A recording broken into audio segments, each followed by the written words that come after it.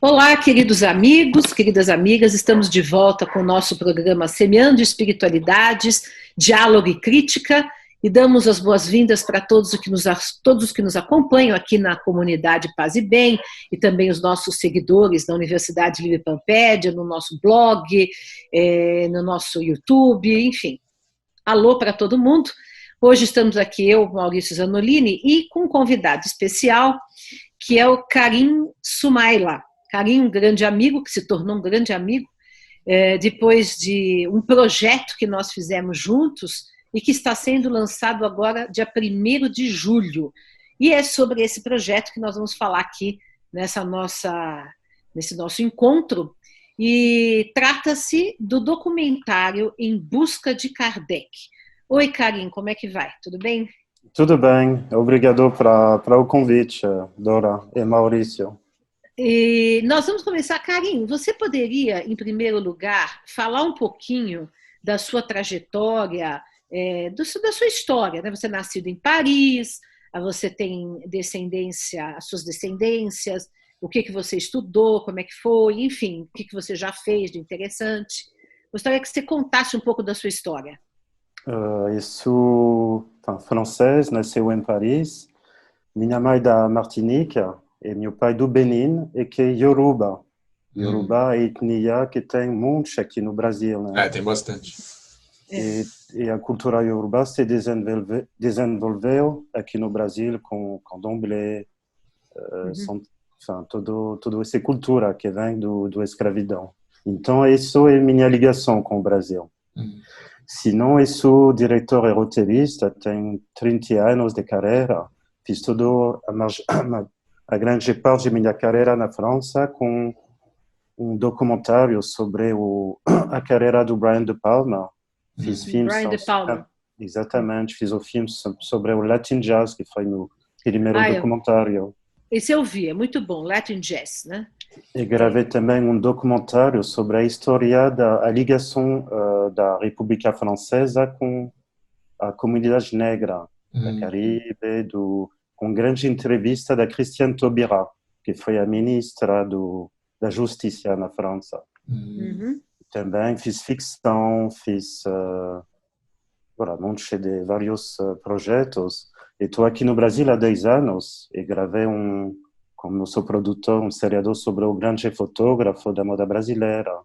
Gravei também um documentário que se chama A Retomada, sobre a nova geração do cinema brasileiro. Esse documentário é muito bom, eu já assisti, muito bom. Você assistiu? Sim. Que legal. Muito bom. E, olha, tenho uma filha que nasceu aqui, que se chama Liz, que tem 10 anos. Então, está afincado aqui. Agora está enraizado aqui no Brasil. Com filha aqui, está enraizado aqui no Brasil. Exatamente.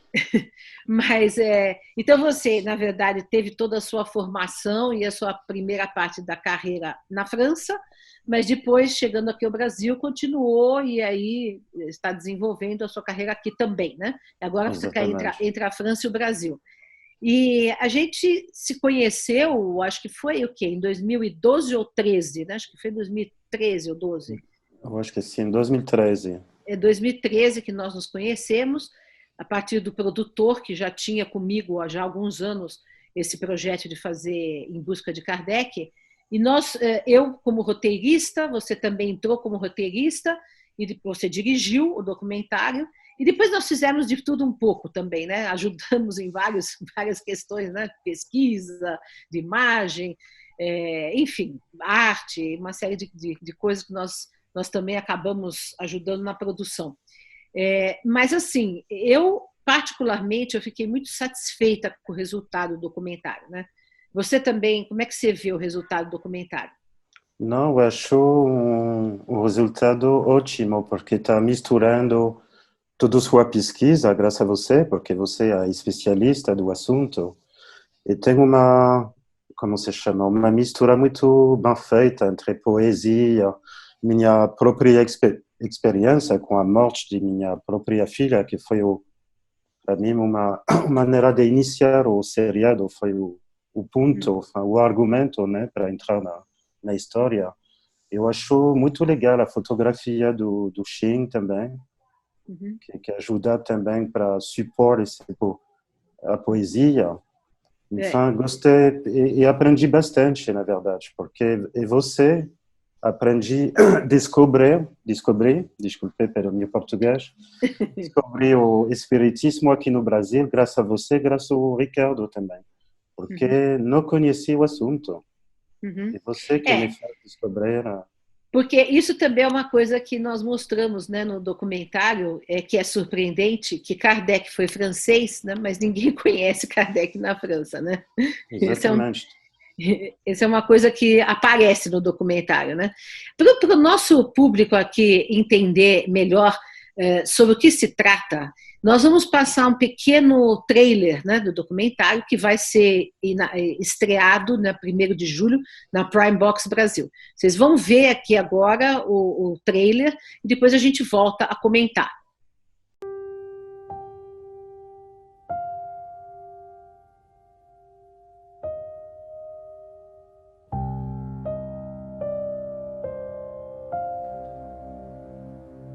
Demain dès l'aube, à l'heure où blanchit la campagne, je partirai.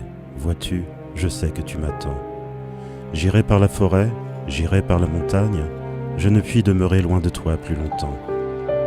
Je marcherai les yeux fixés sur mes pensées, sans rien voir au dehors, sans entendre aucun bruit. Seul, inconnu, le dos courbé, les mains croisées, triste, et le jour pour moi sera comme la nuit. Je ne regarderai ni l'or du soir qui tombe, ni les voiles au loin descendant vers Harfleur. Et quand j'arriverai, je mettrai sur ta tombe un bouquet de houes verts et de bruyères en fleurs.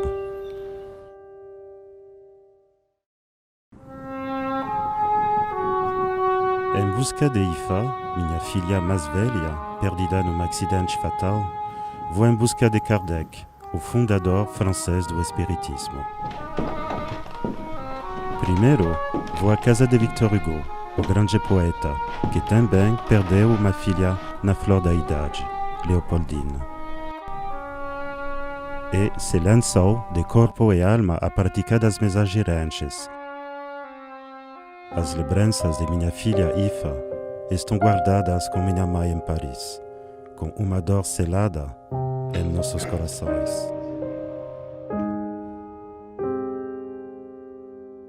Minha busca me leva a Lyon, onde Kardec nasceu, e a Yverdon-les-Bains, na Suíça, onde ele estudou com o mestre Pestalozzi. Vou recolhendo testemunhos de pesquisadores, especialistas, médiums e adeptos do Espiritismo. Tenho o privilégio de consultar a primeira edição do Livro dos Espíritos, onde ele faz perguntas sobre a vida e a morte, sobre a dor e o destino. Nessa busca serão abertos arquivos pessoais inéditos do Allan Kardec, sua correspondência privada e profissional. No Brasil, para onde viajo, hoje o Espiritismo conta com 6 milhões de adeptos. No final de minha busca, a pintura mediúnica do Florencio vai me trazer de forma perturbadora o retrato de Ifa, minha filha falecida.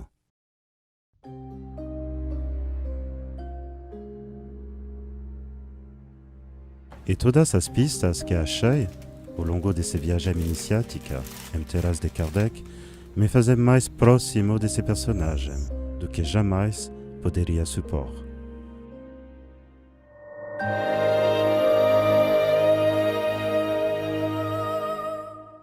Então, eu acho que esse trailer dá para ter uma boa visão, né, da história que se conta, porque, na verdade, o documentário ele entrelaça a sua história, né, a sua busca pelo significado do seu luto, né, pela perda de uma filha, e com isso você vai procurar a questão do espiritismo, Kardec, depois na Bahia você vai também tratar da questão da ascendência iorubá, e se aproximar um pouco da cultura afro-brasileira, e ao mesmo tempo a gente vai desenvolvendo a história do espiritismo, desde a França, até chegando no Brasil, e todas as pessoas que marcaram, né, e ainda estão na liderança do espiritismo no Brasil. Entrevistamos aí tanto pessoas espíritas quanto não espíritas, né? Então, sociólogos, historiadores, antropólogos, pesquisadores, mas também médiums, pessoas, lideranças, enfim, né? E acho que deu uma visão bem ampla. Bem ampla. E sem ficar chato, né? Eu acho, pelo menos. A gente está sendo muito modesto, mas enfim. Mas é que a conexão com a poesia e com toda a sua história também não deixou um documentário árido, né? Só com o tema, né? E como foi? Conta um pouco para assim, o nosso público, como é que foi essa experiência para você, né? De certa maneira, reelaborar o luto durante a filmagem, né? Exatamente. Eu acho que me ajudou bastante de fazer esse seriado, e me ajudou no meu próprio luto, na verdade. E também foi muito rico, porque descobri, através dessa pesquisa, essa busca, a filosofia do século XIX na França, esse socialismo utópico, tudo que eu gosto, na verdade. E a coisa que me deixa também feliz é como no Brasil você desenvolveu o espiritismo, com a educação, com a caridade também. Gostei bastante de todos esses pontos, esses lados do espiritismo desenvolvido aqui no Brasil. Eu acho que não virou espírita, mas virou simpatizante. Bom, o espiritismo não tem a pretensão de converter ninguém, né? Mas assim, o que também a gente procurou foi dar uma visão honesta, né? Com as diversas tendências dentro do espiritismo, porque o espiritismo no Brasil não é uma coisa homogênea, né? Tem muitas divergências, convergências e divergências, e o documentário, de certa maneira, mostrou isso. Acho que a gente procurou respeitar todas as vozes, né? E dar voz a todas as vozes. Porque percebi que tem muitas de divergências, né? Dentro do movimento aqui, que gera uma complexidade, né? Me prefiro o lado progressista, desculpe. Nós também. Mas, Karim, tem uma coisa que eu acho que é interessante nesse documentário, que é uma tendência, né, também dos documentários mais recentes, uma certa escola de documentários, que é essa coisa do narrador se expor, né, dentro da narrativa do documentário. Quer dizer, não é um olhar isento, né, porque hoje já tem essa clareza de que não existe isenção, não é possível, nenhuma narrativa tem isenção, então assume-se uma leitura, né? E aí essa leitura ela é explicitada e aí fica mais rico, inclusive porque você sabe qual é a intenção, tal. E nesse caso, quer dizer, mais do que uma leitura enviesada, com algum viés, na verdade você expôs a sua própria história, você expôs o seu luto, você em um determinado momento do documentário você vai lá na casa do Benin, na Bahia, e isso é uma exposição da sua ancestralidade também, quer dizer, você como pessoa está completamente exposto a cada episódio, você, né, as pessoas conhecem mais uma camada da sua história, e aí tem um paralelo entre a sua história e essa história que você está investigando, que é uma história muito maior. Esse tipo de coisa dá uma sensação para o público, que é o objetivo desse tipo de modelo de documentário, de imersão muito grande, porque ela está, na verdade, se envolvendo com a história de um personagem, que no caso é você, desse documentário é você, e aí a identificação que ela tem é muito mais profunda, né? Porque é no nível pessoal, é como se ela estivesse conversando com você ali. Esse tipo de formato, quer dizer, tem uma coragem, obviamente, de quem se expõe desse jeito, porque você está colocando as suas próprias fragilidades, as suas próprias dúvidas em relação às coisas, quer dizer, você está também numa viagem de descoberta, você não está simplesmente falando para um público assim, olha o que eu sei, está aqui. Não, você fala assim, olha o que eu não sei, vamos descobrir juntos. Outra... então como, assim, esse modelo, ele é uma viagem espiritual, é quase como se fosse uma peregrinação. Uma jornada. É uma jornada. É uma jornada. Iniciática. Iniciática. Eu queria que você falasse um pouco disso, assim, como que é se expor, né, desse jeito para produzir uma narrativa. Foi um pouco difícil, na verdade, de me expor, mas não teve outro jeito para contar essa história. Para falar a verdade, estou ainda com medo dessa exposição. Porque ainda o pessoal não assistiu, né? É verdade. Eu sou pelado, né? Tipo... Exatamente. Mas me enriqueceu também.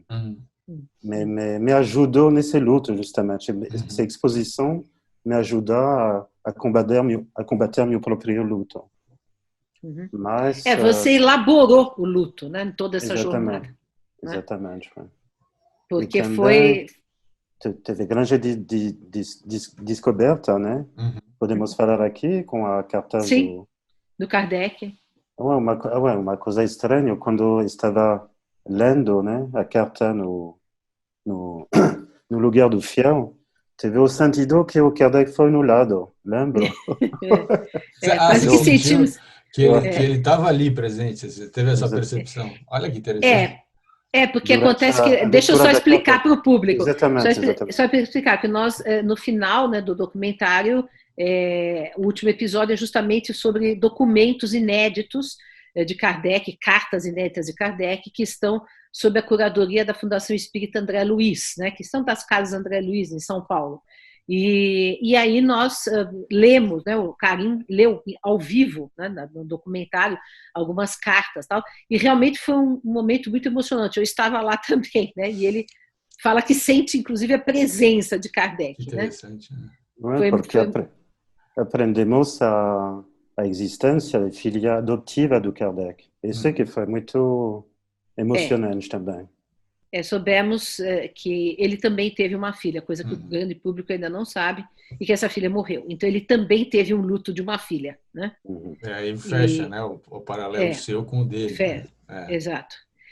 Foi assim, digamos assim, inesperadamente, foi um final que caiu como uma luva, né? Digamos assim, teve uma conexão, né? Uma conexão da história inteira, né? Foi um momento muito mágico, né? Foi uma revelação muito mística, né? Mística. Mística. Obrigado, professor.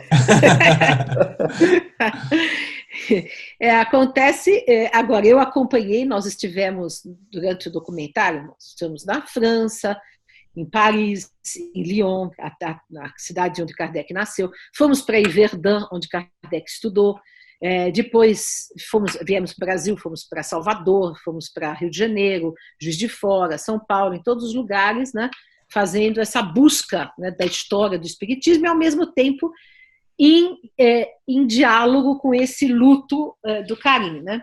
Então, de fato, você perguntou, Maurício, se foi difícil. Eu mesma vi que muitas vezes o Karim ficou balançado, né, emocionalmente, porque de fato foi difícil, né? Mas eu acho que no final a coisa se deu uma fechada assim bonita, né, enriquecedora, né? E tem também a questão da pintura mediúnica, né? Porque houve uma pintura, né? Existe um médium em Salvador, o Florencio Anton Reverendo, e ele pintou, né, uma moça, né, negra, que é parecida com a sua filha. Como é que você sentiu isso? Como é que você viu isso, Karim? Como é que foi isso? Não foi. Também um momento muito mágico, muito forte, no lado emocionante. Eu vi aparecer os traços de minha filha. Vamos dizer assim, o conceito da imagem de minha filha, com esse origens Caribe e África, que está bem misturado. Não é o retrato exato, mas é uma ideia da alma de Ifa. Isso foi muito, muito forte. Para quem não conhece o fenômeno, né? Só para explicar um pouco, A pintura mediúnica, o médium se vê em estado de transe, né, de olhos fechados, e pinta em alguns minutos vários tipos, assim, né, vários quadros. Esse médium, por exemplo, já recebeu mais de 100 pintores, né? Diferentes estilos, impressionistas, renascentistas, brasileiros, tal. E as pinturas não são pinturas, repetições de pinturas já existentes, são pinturas novas, mas no estilo de cada autor, de cada pintor, né? E então realmente é um fenômeno bem bonito, impressionante, e esse fenômeno é retratado no documentário, né? Como apareceu aí para vocês no nosso trailer, né? Eu acho que nós conseguimos fazer algo que vai ser interessante, atraente e que vai trazer informações para quem não é espírita, para conhecer o que é o espiritismo, o que é o movimento espírita. Ao mesmo tempo, para os próprios espíritas, tem muitas novidades, né? Porque a maneira como nós estamos costurando a visão do espiritismo não é uma visão de dentro, só de espírita, não é uma visão dogmática, proselitista, é uma visão também de fora, né? Porque o seu olhar era de fora, né? Isso que é interessante, né? O documentário retrata o seu olhar de fora, o seu olhar que está aprendendo, que está pesquisando sobre o espiritismo, né? Isso foi muito interessante, né? Então, dá uma sensação de que quem vai assistir vai acompanhar o seu aprendizado, a sua busca. Exatamente. E espero que também o público francês vá descobrir também sua própria cultura sobre o Allan Kardec, francês. Eu quero muito distribuir esse seriado lá, para eles conhecer melhor sua própria cultura do espiritismo. O que você acha? Nossa, eu gostaria muito, né? Inclusive, eu acho que ele é um documentário que fala também com os franceses, né? Porque como ele é um documentário contido, não é proselitista, não é muito, né? Ele é um documentário e tem muitos entrevistados franceses, né? Também. Então, acho que fala muito com o francês. Eu acho que seria fantástico a gente poder, inclusive, fazer essa ligação, né? Porque como o espiritismo nasceu na França, veio para o Brasil, hoje está na França, e o movimento, o documentário mostra isso, está na França graças a brasileiros, muitas vezes graças a brasileiros, né? Exatamente. Então seria interessante mostrar toda essa história para o francês, né? Para que o francês pudesse também entender essa questão toda, né? Porque no francês tem esse lado, tem o cepticismo, como se diz? Ceticismo. Ceticismo, porque é uma coisa muito, para os franceses que são muito radicais, será bom para eles de conhecer isso, né? Esse lado maravilhoso, né?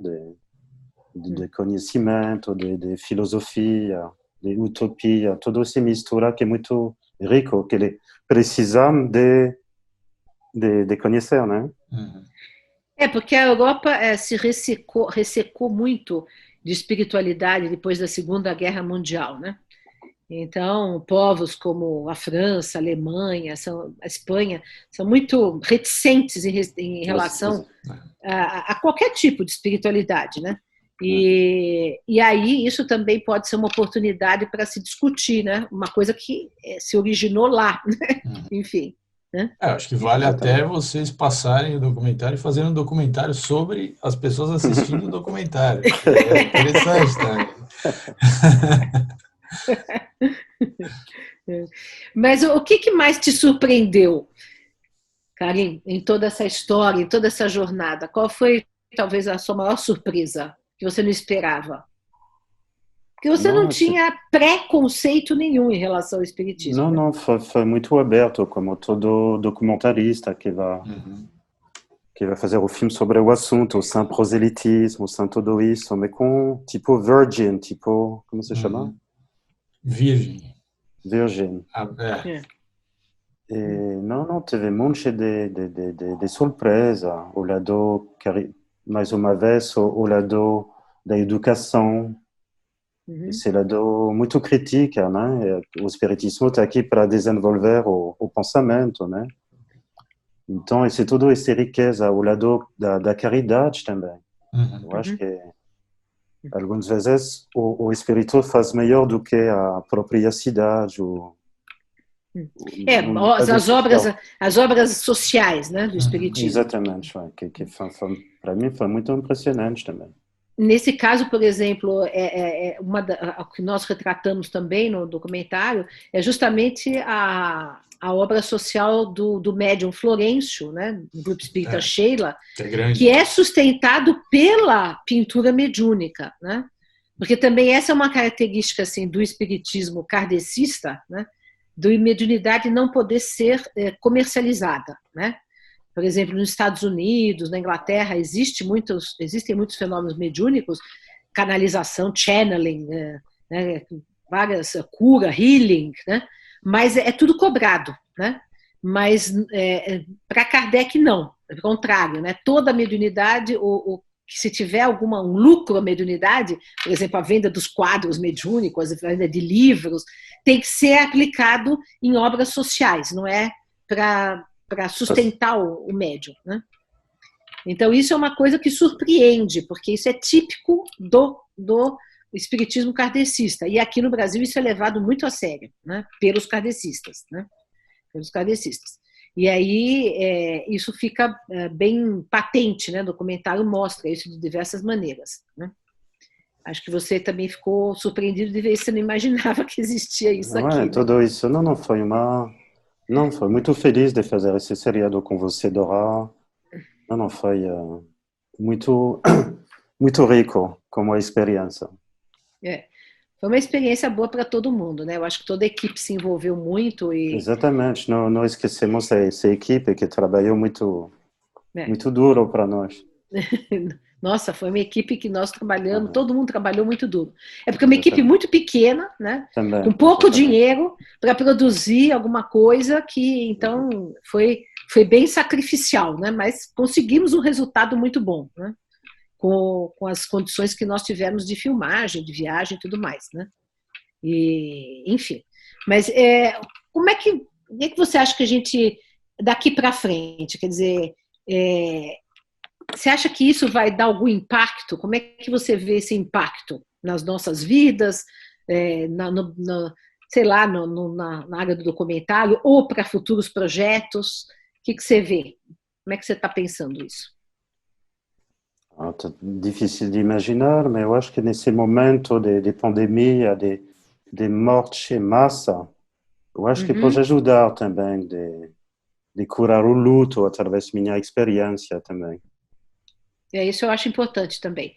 Justamente caiu, né, que a gente nem imaginava que a estreia será agora de 1º de julho, e nós ainda estaremos, né, no meio da pandemia, né, aqui no Brasil, não sei quando que teremos vencido, né, infelizmente, e de fato, como o documentário todo trata, lógico, do luto, da questão da morte, né, e das respostas que o Espiritismo procura desse assunto, né?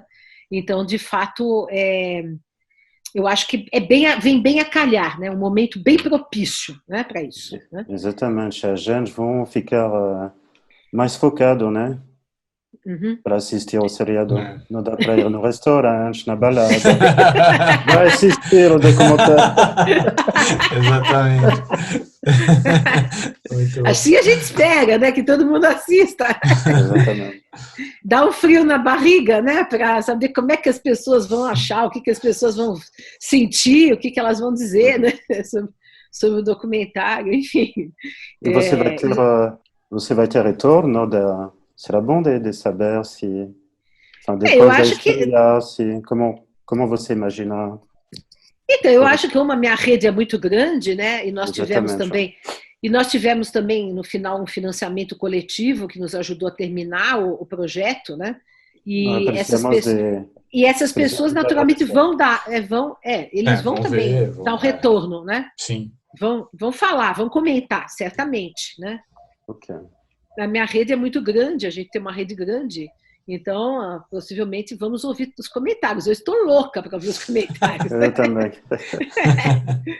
Enfim, espero que gostem, né? A gente fica ansioso para saber o que as pessoas vão achar. Né? Mas, assim, a reação em relação ao trailer tem sido sempre boa, né? Tem sido exatamente, sempre... tem bom retorno com o trailer, com o teaser, exatamente. Que é um bom sinal. Um bom sinal. Um bom sinal. O que mais que você pensa a respeito disso? Você, na verdade, você fala no documentário, isso é interessante também lembrar, que você está vivendo o luto da sua filha mais velha, né? Que faleceu aos 17 anos, não foi? Exatamente, foi. Mas, ao mesmo tempo, você fala da sua filha mais nova, a Liz, que é a sua filha que é brasileira, né? Nascida aqui no Brasil, né? Brasileira. Então, na verdade, a sua trajetória aí transcorre entre duas filhas, né? Uma filha pela qual você tem o luto e a filha pela qual você se enraizou aqui no Brasil, né? E isso tudo com muita poesia, né? Aliás, é uma das coisas que a gente fez questão de preservar no roteiro, né? Tem poesia o tempo inteiro, né? É a poesia de Victor Hugo, a poesia do próprio Karim, tem poesia do grande filósofo espírita brasileiro Herculano Pires. Então, o documentário é semiárido de poesias, porque poesia salva, né? A poesia nos salva. Eu gosto muito de poesia. E isso também confere ao documentário um sabor, né, de sentimento, de emoção, de comoção, né, que não é porque às vezes o documentário corre o risco de ficar muito árido, né? Árido, exatamente. E a poesia dá uma alma, né? Isso. Na pesquisa, na busca, na narração. Exato, exato. Isso aquilo que o Maurício estava falando aqui agora, significa que esse é um documentário que se chama documentário autoral, não é isso? Uhum. Exatamente, é muito autoral. Na França se chama incarné. Encarnado? Encarnado, c'est um diretor... Quase uma palavra espírita. Quase uma palavra espírita. Não é reencarnado, é encarnado. Incarné, c'est o diretor que vai ser Expo, enfin, esse tipo, Michael Moore, todo esse tipo de gênero de documentário. O cara virou protagonista. Se chama Incarné, o gênero desse tipo de... Que legal. Não sabia que tinha esse nome em francês, legal. Em português é autoral, né? É autoral mesmo. Exatamente. Eu, assim, gostei muito da experiência de fazer esse documentário, né? Adorei, né? E achei que fiquei com vontade de fazer outros. Exatamente. Normalmente tem uma segunda temporada, mas não vamos falar ainda, né? Não sei, vamos ver, né, se acontece ou não, né? Possibilidade sempre há, mas as dificuldades também são muitas, né? Mas, enfim, vamos deixar para o destino, ou vamos deixar para Kardec resolver lá se ele nos ajuda. Então, é isso aí. O que você queria mais comentar, Karim, a respeito disso? Qual é, sei lá, o que você ainda gostaria de trazer para o público dessa sua experiência? Não, acho que em inglês se chama Tricks of Fate, e o destino, perder uma filha na França e ganhar uma outra no Brasil. Então, c'est jackpot. O jackpot. Não, que falar mais? Não, gostei de tudo. Tô ansioso para ter o retorno do público. Eu também. Isso é uma coisa que eu também tenho. Agora, eu não sei, a personalidade de Kardec no documentário também emerge, né? Emerge a história do espiritismo e também vai sendo construída a personalidade de Kardec, né? Eu acho que é interessante isso também, porque conversamos com biógrafo, com pessoas que estudam, enfim, né? E isso foi montando, né, uma personalidade, até que no final, né, com as cartas, aquilo se completa, né? Então, nós temos, na verdade, 3 linhas narrativas, acho, né? A sua própria história, né? A história do espiritismo e a história de Kardec, né? Da personalidade de Kardec, porque de onde ele nasceu, onde ele viveu, onde ele estudou, né? Para mim, um dos momentos mais emocionantes foi em Verdun, quando eu fui entrevistada ali diante do castelo de Verdun, né? Porque eu sou estudiosa do Pestalozzi desde muitos anos, né? E para mim aquele castelo é uma coisa lindíssima, né? Onde Kardec estudou e, enfim. Então essa linha, as 3 linhas narrativas, né? Você, a pessoa, Kardec e o próprio Espiritismo, né? E o quanto que o Espiritismo vai e vem, se aproxima e se afasta do próprio Kardec, né? Porque aqui no Brasil ele se afastou, né? Como a gente mostra, o Espiritismo virou outra coisa do que era na França, né? E isso também é mostrado no documentário. Então, é isso. E do Victor Hugo também, né? Sim. Porque é muito tabu na França. A TV francesa que me falou, Victor Hugo faz mexer com mesa girante, virou tipo o bruxo, se diz? Porque você vai desacralizar a pessoa, se diz? Desacralizar. Desacralizar o Deus. O grande poeta francês. Você critica na França. Você não, olha, ele perdeu uma filha, ele se converteu. Converteu, né? Converteu ao Espiritismo. No Espiritismo. Então tem que ter esse lado, né? Também na própria curadora da casa do Victor Hugo, lembra? Sim. Não, e outra coisa, né? No final, né, ficou, porque ela disse, isso fica no documentário, eu estava reassistindo aí outro dia, eu vi, ficou contraditório, porque o Guillaume Cuchet, que é um historiador, fala que o Victor Hugo se converteu totalmente às mesas girantes, né? E ela, a curadora das cartas da casa Victor Hugo, né? Fala que não, que ele depois se desinteressou, né? Que, enfim, porque é tão terrível para um francês dizer que Victor Hugo, que foi o maior poeta para eles, o maior escritor, né, francês, né, teve essa fraqueza de se interessar pelo espiritismo, né? Então ela tratou de dar uma azeitada uma escapada no assunto. E contrariou o que o outro. Mas quem assistiu o documentário vai ver que existe uma contradição entre aquilo que ela fala e aquilo que o Guillaume Cuchet fala, que é o historiador, né, que fez toda a pesquisa e que mostra, de fato, o Victor Hugo. Agora, eu achei inacreditável, isso é uma das coincidências do documentário, que eu achei acreditável, que nós começamos toda a história focando em Victor Hugo, justamente, mostrando que ele tinha se interessado pelas mesas girantes, porque ele perdeu também uma filha, né? E que você estudou no colégio Victor Hugo. Exatamente. É inacreditável, né? E no lado da casa do Victor Hugo, há algumas ruas. Uau, que coisa! Exatamente. E isso mostra no documentário, né? Em Marais, não é Marais, né? Le Marais, que é meu bairro preferido em Paris. Exato. Um bairro histórico. E o bairro onde você passou a sua infância e adolescência, não foi isso? Exatamente. Passei tudo... minha estudou desde o colégio até o liceu, lá na Victor Hugo. Então tenho uma grande memória. E gostei de Victor Hugo, sempre gostei de Victor Hugo, da poesia. Eu também, sempre fui apaixonada. Você sabe de uma coisa? Eu vou contar um negócio para você, Carlinhos. Eu acho que eu não contei isso para você. Antes de aprender francês, quando eu tinha 15 anos de idade, eu era tão apaixonada por Victor Hugo que eu comprava os livros de poesia dele, eu ainda não sabia francês, não tinha estudado francês, e eu traduzia palavra por palavra. Né? Eu pegava o dicionário e traduzia palavra por palavra para entender a poesia. Eu tenho ainda aqui essas poesias traduzidas palavra por palavra, porque eu queria entender a poesia dele. Aí, quando eu tinha, acho que uns 16 anos, eu fui para a França. E a primeira coisa que eu fiz foi visitar a casa de Victor Hugo. Né?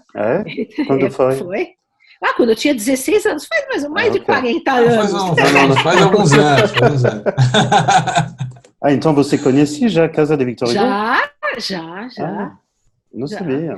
Você não me fala na França, em Paris. Não sei, naquela hora acho que nem deu tempo, tanta coisa para se fazer, né? Tanta preocupação com a filmagem.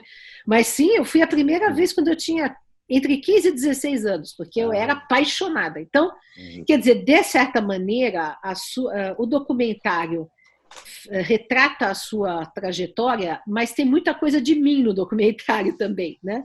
Porque são muitos amigos que aparecem, o Herculano Pires, que foi meu mestre nessa vida, a minha paixão por Victor Hugo, por Kardec, por Pestalozzi, está tudo aí também no documentário, né?